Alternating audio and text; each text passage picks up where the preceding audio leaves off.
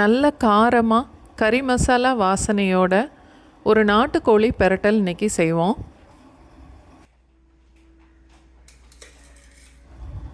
ஒரு டீஸ்பூன் மிளகு, ஒரு டீஸ்பூன் சோம்பு, ஒரு டீஸ்பூன் சீரகம்,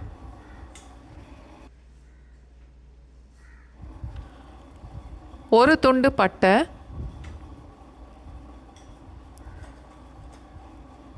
ஒரு ஏலக்காய்,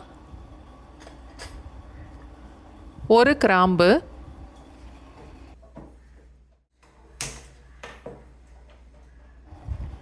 எண்ணெயே ஊற்றாமல் எல்லா மசாலாவையும் ஒன்றா சேர்த்து வறுக்கணும்.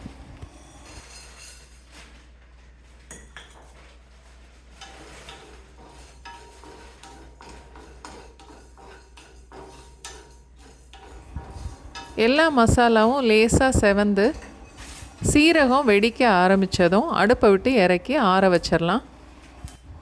நல்லா ஆறுனதுக்கப்புறம் மிக்சியில் போட்டு நைஸாக பொடிச்சு எடுத்துக்கணும். குக்கரில் 2 டேபிள் ஸ்பூன் அளவுக்கு நல்லெண்ணெய் ஊற்றிட்டு தாளிக்கிறதுக்கு ஒரே ஒரு துண்டு கல்பாசி போட்டால் போதும். 1 கப் அளவு சின்ன வெங்காயம் நல்ல பொடிசாக வெட்டி எடுத்திருக்கேன். அதோட ஒரு கொத்து கருவேப்பிலை. சின்ன வெங்காயம் இல்லைன்னா பெரிய வெங்காயம் இதே அளவு சேர்த்துக்கலாம். அடுப்பு மீடியம் ஃப்ளேம்லேயே வச்சுட்டு வதக்கணும்.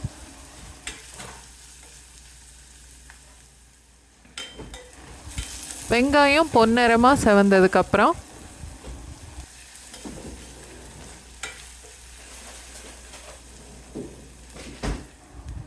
ஒரு கப் அளவுக்கு பொடிசாக வெட்டின தக்காளி, 6-7 பல்லு பூண்டு 1-2 தட்டினது, அதையும் சேர்த்து இப்போ வதக்கணும். வதக்கும்போது கொஞ்சம் உப்பு சேர்த்து வதக்குனா தக்காளி வெங்காயம் சீக்கிரமாக வதங்கும்.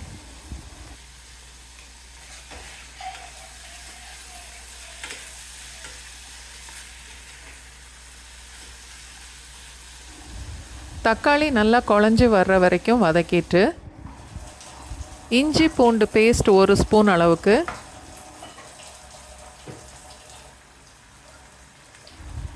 ஒரு டீஸ்பூன் மிளகாத்தூள்,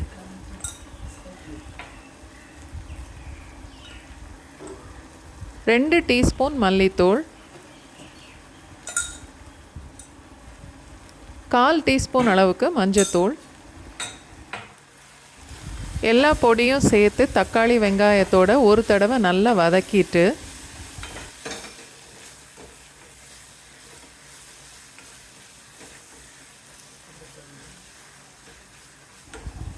நாட்டுக்கோழி சின்ன சின்ன துண்டாக வெட்டி எடுத்தது ஒரு 250லேருந்து 300 கிராமுக்குள்ளே இருக்கும். அதை இதோட சேர்த்துறேன். ஒரு 3/4 கப் அளவுக்கு தண்ணி சேர்த்துட்டு நல்லா கலந்து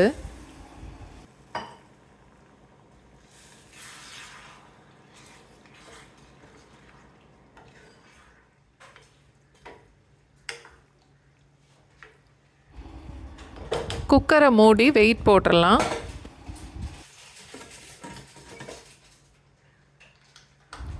அடுப்பு மீடியம் ஃப்ளேமில் வச்சுட்டு ஒரு 7-8 விசில் வந்ததுக்கப்புறம் ஆஃப் பண்ணிடலாம். நாட்டுக்கோழி வேகிறதுக்கு நேரம் ஆகும், அதனால் ஒரு 7-8 விசில் வைக்கணும்.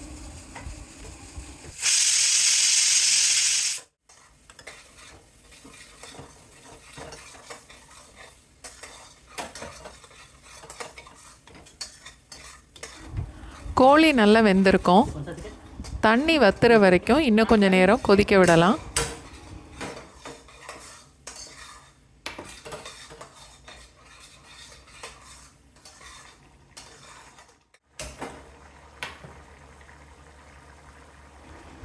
நல்லா கொதித்து தண்ணியெல்லாம் வற்றி நல்லா கெட்டியாக வரணும்.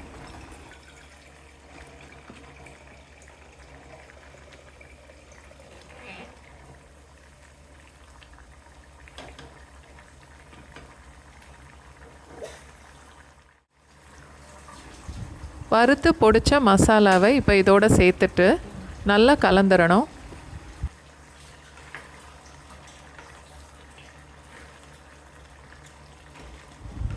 இன்னும் கொஞ்சம் கெட்டியாக வர வரைக்கும் கொதிக்க விடலாம்.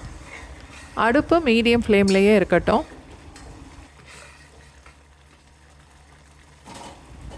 ஒரு 2-3 டீஸ்பூன் அளவுக்கு நல்லெண்ணெய் சேர்த்துக்கலாம். இதே மசாலா போட்டு நாட்டுக்கோழிக்கு பதிலாக மட்டன் சமைச்சாலும் ரொம்ப நல்லாயிருக்கும். கண்டிப்பாக இந்த ரெசிபியை ட்ரை பண்ணி பாருங்கள்.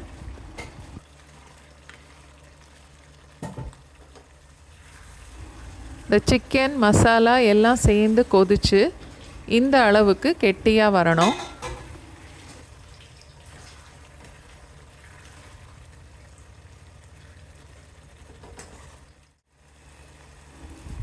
இப்போ அடுப்பை ஆஃப் பண்ணிவிட்டு ஒரு 2 கொத்து அளவுக்கு கருவேப்பிலை சேர்த்துக்கலாம்.